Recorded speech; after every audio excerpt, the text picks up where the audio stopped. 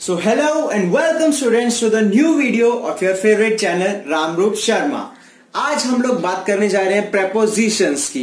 जैसा कि आप लोगों ने कमेंट सेक्शन पे कमेंट करके हमें इन्फॉर्म कर दिया था कि सर हमें प्रेपोजिशंस की वीडियो चाहिए। सो आज हम लोग आपके लिए लेकर आए हैं प्रेपोजिशंस पर एक वीडियो। ये वीडियो में मैंने अच्छे से पूरी तरह हर कंसेप्ट एक्सप्लेन करने की कोशिश करी है और आई होप आप सभी को 100% ये क्लियर आज हो जाएगा और बोर्ड्स में आप फाड़ के आओगे इंग्लिश में। सो गाइस, आई होप आपको ये वीडियो पसंद आएगी और इस वीडियो को लाइक करना। अगर आपने सब्सक्राइब नहीं करा है तो प्लीज सब्सक्राइब जरूर कर देना। चलिए अब बात करते हैं हम प्रेपोजिशंस की कि प्रेपोजिशंस होते क्या है। प्रेपोजिशंस इज अ वर्ड या प्रेपोजिशंस कोई शब्द होते हैं या फ्रेज, ये स्पेलिंग गलत लिख दिया। फ्रेज मतलब कोई लाइन। दैट लिंक्स मतलब जोड़ते हैं। प्रेपोजिशन कुछ ऐसे वर्ड्स होते हैं जो नाउन और प्रोनाउंस को दूसरे वर्ड से कनेक्ट करते हैं एक ही सेंटेंस के अंदर। प्रेपोजिशंस कुछ वर्ड्स होते हैं जैसे कि in, I am in the house, at, on, cat is on the table, of, into, on to etcetera. ऐसे ही बहुत सारे प्रेपोजिशंस होते हैं, बट सबसे ज्यादा इंपॉर्टेंट होते हैं हमारे लिए इन, एट, ऑन और टू। ठीक है। सो आज हम लोग प्रेपोजिशंस के बारे में बात करने जा रहे हैं। और अगर आपको इंग्लिश की और वीडियोस चाहिए, कुछ बच्चे कमेंट करते हैं कि लेटर राइटिंग पर बनाओ, एडिटिंग ओमिशन पे बनाओ, तो मैंने सारी वीडियोस बना रखी है और चैनल पे डाल रखी है, प्लीज जाके देख लीजिएगा। फिलहाल हम प्रेपोजिशन पे फोकस करते हैं। चलिए, पता चल गया प्रेपोजिशन होता क्या है। जैसे I am in the house, I am, I है प्रोनाउन। नाउन्स प्रोनाउंस क्या होते हैं ये मैं मान के चल रहा हूं कि आपको आते होंगे। अगर नहीं आते तो कमेंट सेशन पे लिख के बता देना, मैं नाउन्स और प्रोनाउंस पर भी वीडियो बना दूंगा। नाउन वैसे किसी भी नाम को कहते हैं नाउन, और नाम की जगह कुछ और वर्ड यूज करे। जैसे राम की जगह यूज करूं ही या शी या इट या दे, ये सारे होते हैं प्रोनाउंस। नाउन्स की जगह पे जो वर्ड्स यूज करे जाते हैं उन्हें कहते हैं प्रोनाउंस। और इन दोनों के जो आगे वर्ड्स यूज करे जाते हैं उन्हें कहते हैं प्रेपोजिशंस। जैसे I am in the house, I क्या है यहां पे pronoun, I am in the house. In क्या है यहां पे प्रेपोजिशन है, इन द हाउस। हाउस क्या है, घर के अंदर मैं हूं। सो कितने टाइप्स के प्रेपोजिशन होते हैं? बेसिकली आपके 3 टाइप के प्रेपोजिशन होते हैं। Preposition of time, preposition of place और प्रेपोजिशन ऑफ डायरेक्शन। आपको पता चल रहा होगा प्रेपोजिशन ऑफ टाइम मतलब जहां पे टाइम से रिलेटेड सेंटेंसेस बनेंगे, समय से रिलेटेड। ठीक है, बहुत इजी ट्रिक्स है मेरे पास तीनों को सॉल्व करने के लिए, और आप क्वेश्चन देखते ही आंसर पकड़ लोगे, आप ऑप्शंस देखने भी नहीं जाओगे। ठीक है ना, इतना आसान तरीका बता दूंगा, बस वीडियो को पूरा देखना ध्यान से। बच्चे स्टार्टिंग में ही छोड़ देते हैं कि यार छोड़ दो, बस थोड़े से कुछ नहीं होता। आप पूरी वीडियो देखो, आप उसको समझो, मैं क्वेश्चंस भी कराऊंगा और क्वेश्चंस भी दूंगा, उन्हें भी परफॉर्म करो, और मैं गारंटी दे रहा हूं कि प्रेपोजिशंस आपका टिप्स पर आ जाएगा। ठीक है। प्रेपोजिशन ऑफ टाइम मतलब सेंटेंस में टाइम से रिलेटेड बात करी जा रही है। प्रेपोजिशन ऑफ प्लेस मतलब सेंटेंस में किसी जगह से रिलेटेड बात करी जा रही है। और प्रेपोजिशन ऑफ डायरेक्शन मतलब जहां पे किसी डायरेक्शन में, किसी की तरफ, टुवर्ड्स, ठीक है ना, बैकवर्ड, फॉरवर्ड, ये सब डायरेक्शन के लिए यूज करे जाते हैं ना प्रेपोजिशंस, इन्हें कहते हैं प्रेपोजिशन ऑफ डायरेक्शन। चलिए, हमने समझ आ गया प्रेपोजिशंस क्या होते हैं, एग्जाम्पल क्या होते हैं और टाइप्स क्या होते हैं। अब हम सबसे पहले पढ़ते हैं प्रेपोजिशन ऑफ टाइम। चलिए अब हम लोग आगे बढ़ते हैं प्रेपोजिशन ऑफ टाइम की ओर। प्रेपोजिशन ऑफ टाइम की ओर बढ़ने से पहले एक फॉर्मूला पढ़ते हैं जिसे हम कहते हैं clock calendar formula. Clock calendar formula बहुत ही इजी है और इससे आपको डायरेक्ट आंसर पता लगाने में बहुत ज्यादा आसानी हो जाएगी। ये देख के डरना मत कि सर ने इंग्लिश में भी फॉर्मूला कहां से आ गया। तो इंग्लिश के जो फॉर्मूलाज होते हैं वो बहुत ही इजी होते हैं और टू द पॉइंट होते हैं। मैथ्स की तरह टेंशन लेने की कोई बात नहीं है। चलिए अब बात करते हैं clock calendar formula. Clock calendar formula में एक तरफ मैंने बनाई है क्लॉक, एक तरफ बनाया मैंने कैलेंडर। तो आप देख सकते हैं कि क्लॉक में हमारा क्या क्या होता है। क्लॉक में हमारे आवर्स होते हैं, मिनट्स होते हैं और सेकंड्स होते हैं। 3 सुइयां होती है ना क्लॉक में, आवर्स की, मिनट्स की और सेकंड्स की। तो उनके साथ आपको आंख बंद करके हमेशा क्या यूज करना है, एट। हमेशा याद रखना, क्लॉक के जब भी टाइम आएगा, आवर्स में हो, चाहे मिनट्स में हो, चाहे सेकंड्स में हो, उधर क्या यूज करना है, एट। जैसे कि हर shift finished at 7 PM। 7 PM क्या हो गया, टाइम है, तो 7 PM से आगे लगेगा ना प्रेपोजिशन। हर वर्क या her shift finished at 7 PM। 7 PM time हो गया, क्लॉक में दिखा रहा है, तो मैंने कहा आर हो, चाहे मिनट हो, चाहे सेकंड हो, वहां पे आपको क्या यूज करना है, एट। अब सिंपल सा ये था क्लॉक फॉर्मूला, जो कि आपको 2 मिनट में क्लियर हो चुका होगा कि बहुत ही इजी और बहुत ही आसान और बढ़िया तरीका है। अब हम बात करते हैं कैलेंडर की। कैलेंडर में बेसिकली 4 चीजें आती है, ईयर्स, मंथ, डे और डेट्स। ईयर क्या होते हैं, 2017, 2016, मंथ जनवरी, फरवरी, मार्च, day Monday, Tuesday, Wednesday, Thursday, dates होती है 1 2 3 4 5 6 7। ईयर और मंथ के लिए हम यूज करेंगे इन। ईयर और मंथ के लिए क्या यूज करेंगे, इन। और डे और डेट्स के लिए यूज करेंगे हम ऑन। क्लियर है, ये आपको रट्टा मारना है, ठीक है ना। अभी मैं इनके 5 क्वेश्चन कराऊंगा प्रेपोजिशन ऑफ टाइम के, और आपको सब कुछ फंडा क्लियर हो जाने वाला है। मैंने बता दिया क्लॉक के साथ आपको एट यूज करना है, और कैलेंडर जैसे आई वॉज बॉर्न इन 1997। 1997 एक ईयर है, तो आई वॉज बॉर्न इन 1997, ठीक है। डे और डेट्स के लिए जैसे we will go for a trip on Monday. We will go for a trip on Monday. Monday day है तो क्या आएगा, ऑन। समझ आ गया। तो ये है आपका सिंपल सा क्लॉक कैलेंडर फॉर्मूला। चलिए अब फटाफट से इसके कुछ एग्जांपल्स और क्वेश्चंस करके देखते हैं, जिससे आपको गारंटीड ये प्रेपोजिशन ऑफ टाइम क्लियर हो जाएगा। चलिए अब प्रेपोजिशन ऑफ टाइम के कुछ क्वेश्चंस करके देखते हैं। तो क्वेश्चन में मैंने कुछ लिखे हैं और हम लोग पता लगाएंगे। सबसे पहले हम फटाफट रूल लिख लेते हैं। अपना रूल क्या होता है, रूल ये होता है कि घड़ी के लिए जो हमारी वॉच होती है, वॉच में क्या होते हैं, आर, मिनट और सेकंड। उनके लिए हम क्या यूज करते हैं, आर, मिनट और सेकंड के लिए क्या यूज करते हैं हम, एट, ठीक है ना। और जो हमारा होता है कैलेंडर, उसमें होता है ईयर्स और दूसरा होता है मंथ्स। ईयर और मंथ्स के लिए यूज करते हैं हम इन, ठीक है। और लास्ट हमारा होता है डेज और डेट्स।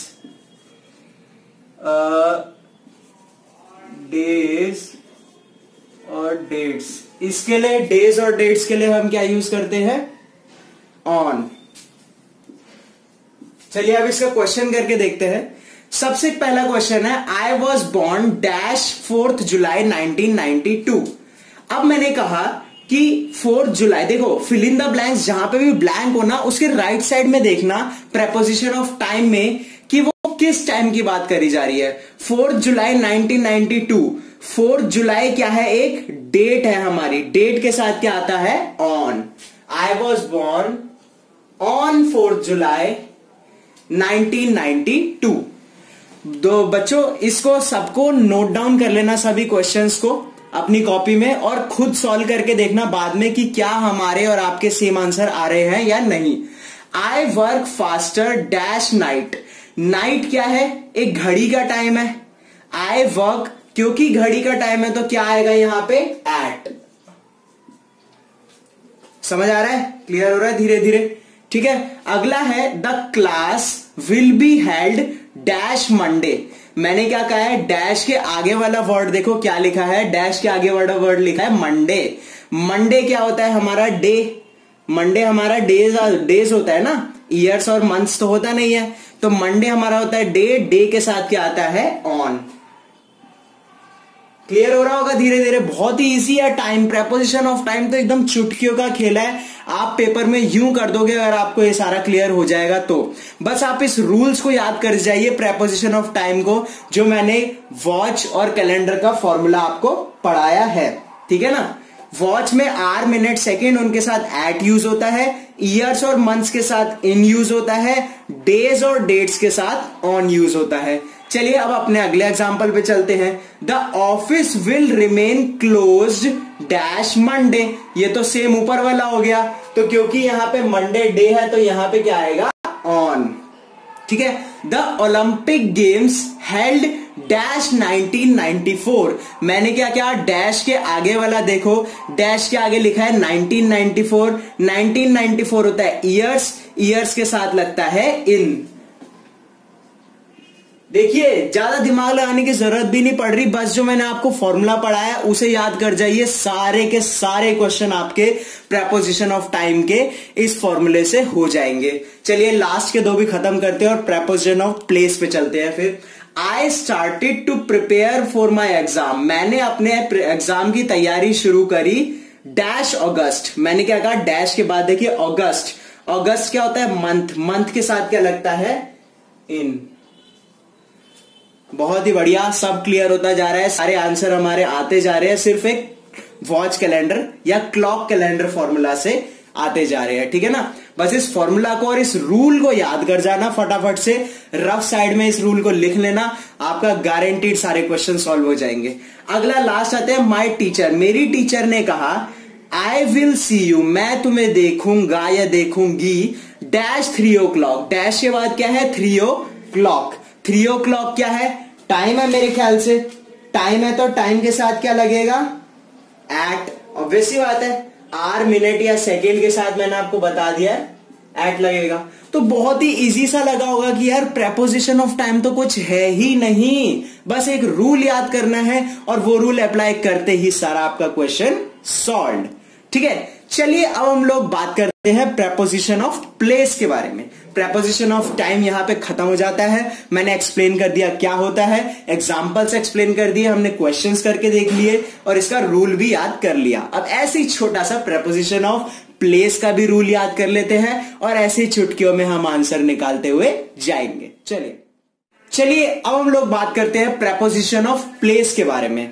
प्रेपोजिशन ऑफ प्लेस में हमारे दो प्रेपोजिशंस यूज होते हैं, एक हमारा होता है इन, एक हमारा होता है एट। अब आप बोलेंगे सर इन और एट तो हम प्रेपोजिशन ऑफ टाइम में भी यूज करके आए हैं, तो ये वापस से कैसे आ गया। तो इन और एट प्रेपोजिशन ऑफ टाइम में भी यूज होता है और प्रेपोजिशन ऑफ प्लेस में भी यूज होता है। प्रेपोजिशन ऑफ टाइम में इसके अपने रूल्स होते हैं, ठीक है ना। मंथ, ईयर, डेट्स जो भी मैंने आपको बताया था उसे याद कर लीजिएगा और लिख लीजिएगा कॉपी में ध्यान से। अब हम बात करते हैं प्रेपोजिशन ऑफ प्लेस के बारे में। प्लेस मतलब कोई जगह। जगह के लिए हम या तो यूज करते हैं इन या फिर यूज करते हैं एट।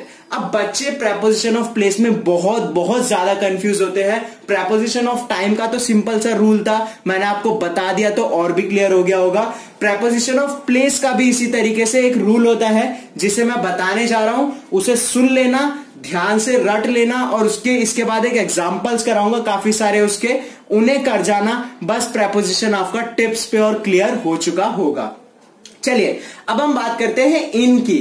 इन यूज होता है कवर्ड प्लेसेस के लिए। जैसे आप घर में हैं तो आप हैं, आपके चारों तरफ घर है, आप घर से घिरे हुए हैं। ऑफिस में हैं तो ऑफिस क्या है, बिल्डिंग है, ठीक है ना। स्कूल में है तो स्कूल क्या है, एक बिल्डिंग है। तो कोई भी एरिया जो कवर्ड हो, ठीक है ना, जिसके अंदर आप हो, किसी चीज के अंदर आप हो, तो उसे तब हम इन यूज करते हैं। तब हम क्या यूज करते हैं, इन। या फिर इन यूज करा जाता है बहुत ही लार्ज प्लेसेस के लिए, जैसे दिल्ली, अमेरिका, इंडिया, कंट्रीज के लिए, जो बहुत बड़ी बड़ी जगह होती है जिनकी कोई स्पेसिफिक लोकेशन नहीं होती, ठीक है ना। अब हम बात करते हैं एट की। एट का सिंपल सा रूल है, आप एट याद कर लीजिए, जहां एट नहीं लगेगा तो समझ जाइएगा इन लगेगा, ठीक है। एट यूज होता है एग्जैक्ट लोकेशन के लिए, ठीक है ना। एग्जैक्ट लोकेशन की, जैसे आप लोगों ने देखा होगा कि यार आप तो फेसबुक, इंस्टाग्राम सब यूज करते हो, तो आपको पता होगा कि लोग चेक इन्स डालते हैं अपने फेसबुक पे या इंस्टाग्राम पे, प्लेसेस, लोकेशन डालते हैं ना, location. I am at India gate, I am at Delhi Haat, ठीक है ना। We are at Chandni Chowk. तो जब कोई जगह की स्पेसिफिक एग्जैक्ट लोकेशन बताई जा रही होती है कि आप कहां पे हो, इसे याद करना फेसबुक की तरह। जैसे फेसबुक पे लिखते हैं ठीक है ना, हम we are at India Gate enjoying with 20 others जो भी आप लोग लिखते हो, जो भी आजकल की जनरेशन करती है, तो उसे हम कहते हैं एग्जैक्ट लोकेशन। ठीक है ना, उसमें हम यूज करते हैं एट, जहां पे आप फिक्स जगह आपको पता है और वो आप बताने जा रहे हो कि I am at India gate, we are at Chandni Chowk, तो एग्जैक्ट लोकेशन के लिए क्या यूज होता है, एट। अब आप बोलोगे चलो सर एट तो एग्जैक्ट लोकेशन के लिए होता है, फिर इन किसके लिए होता है, इसमें कंफ्यूजन बहुत होती है सर। तो आपकी कंफ्यूजन क्लियर करने के लिए मैं बता देता हूं कि इन कवर्ड प्लेसेस के लिए होता है, जैसे I am in the house या they are in the house, ठीक है ना। या फिर बहुत ही बड़े एरिया ऑफ प्लेसेस के लिए यूज होता है, जैसे I am in Delhi. Delhi कोई एग्जैक्ट लोकेशन तो नहीं है ना यार, दिल्ली में हजारों जगह है, इंडिया गेट, चांदनी चौक, जिसके लिए हम एट यूज करते हैं वो दिल्ली के अंदर है। दिल्ली कोई एक स्पेसिफिक जगह नहीं है, ठीक है ना। जो बहुत बड़ी चीज होती है, जैसे I am in India, I am in America, इस तरीके की लाइन सेंटेंसेस के लिए हम क्या यूज करते हैं, इन। तो आई होप आपको रूल फंडा समझ आ गया होगा। तो इसका रूल क्या है, रूल क्या है, रूल सुन लीजिए पहले फटाफट से। प्रेपोजिशन ऑफ प्लेस का रूल है कि एट हम यूज करते हैं जब हमें एग्जैक्ट लोकेशन बतानी होती है, जैसे I am at India gate, I am at Chandni चौक।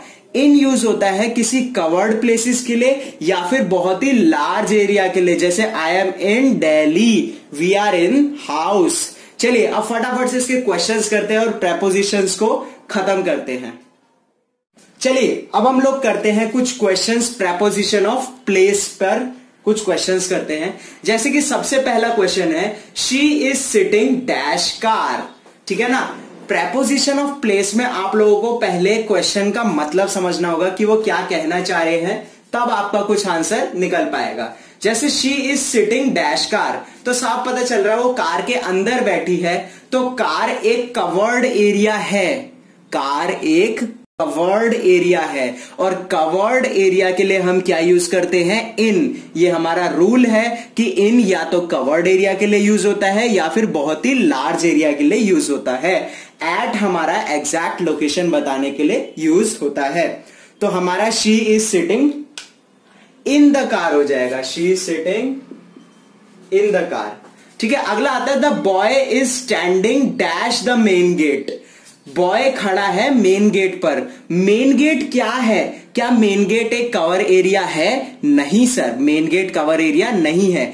क्या मेन गेट एक लार्ज एरिया है, क्या बहुत बड़ी जगह है क्या मेन गेट, नहीं, घर का एक गेट ही तो होगा। मेन गेट क्या स्पेसिफिक या एग्जैक्ट लोकेशन है, हाँ, घर की एक एग्जैक्ट लोकेशन है मेन गेट। तो एग्जैक्ट लोकेशन के लिए हम क्या यूज करते हैं, eight.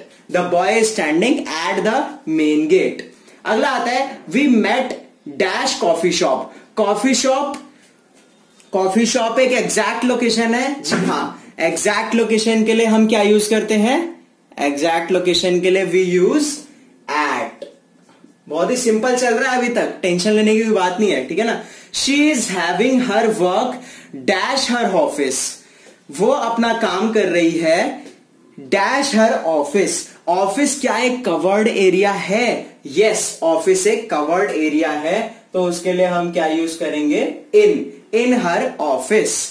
I am dash playground in the school. अब यहां पे तो दो दो डैश आ गए सर, इसमें कैसे करें। जब आपके दो डैश आ जाए तो टेंशन मत लो, एक बड़ी जगह होगी और एक छोटी जगह होगी। छोटी जगह के लिए आप यूज करोगे एट, क्योंकि वो स्पेसिफिक लोकेशन होगी, और बड़ी जगह के लिए आप क्या यूज करोगे, इन। तो ऑब्वियसली बात है, प्लेग्राउंड स्कूल के अंदर होता है क्या, स्कूल प्लेग्राउंड के अंदर होता है, नहीं सर, प्लेग्राउंड स्कूल के अंदर होता है। तो I am at playground, specific location के लिए क्या होता है, at playground in the school. बड़ी चीज के लिए इन, मैंने बता दिया था, बड़ी के लिए इन और एग्जैक्ट लोकेशन के लिए एट। बहुत सिंपल है प्रेपोजिशंस, आप लोगों को अब धीरे धीरे धीरे धीरे इतना क्लियर हो जाएगा कि सर ये दो रूल जो आपने बताए ये तो पेपर में भैया काम करा गए, हमारा सारे के सारे क्वेश्चन सॉल्व करा दिए। चलिए लास्ट पे करते हैं और फटाफट से इस वीडियो खत्म करते हैं, काफी ज्यादा लंबी होती जा रही है धीरे धीरे। We are celebrating her birthday, India Gate एक स्पेसिफिक लोकेशन है, ये तो बहुत ही आसान सा था, तो यहां यूज होगा एट। सो गाइस, इस तरीके से मैंने इस वीडियो में प्रेपोजिशंस आपको पूरा का पूरा पढ़ा दिया है, ठीक है ना। आई होप आप सभी को ये दोनों रूल नंबर 1 जो प्रेपोजिशन ऑफ टाइम का था, रूल नंबर 2 जो प्रेपोजिशन ऑफ प्लेस का था, इन दोनों रूल्स को रट लेना, कॉपी में लिख लेना, मेरे कराए हुए क्वेश्चंस कर लेना, मेरी वीडियो बार बार देखना ताकि आपके दिमाग में क्लियर हो जाए प्रेपोजिशंस क्या होते हैं।